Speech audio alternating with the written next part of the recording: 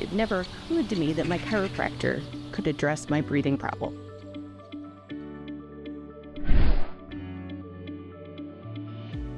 I'm an active person. I love swimming and hiking and biking.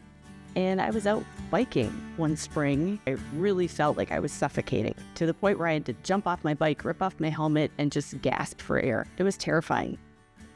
Contacted my medical doctor. There was lots of tests ordered, and medically, there was just no answer. I stopped doing all those activities I love. Dr. Dave looked at me and said, if it's what I think it is, I think we can treat it through a process called CFR. I absolutely trusted Dr. Dave.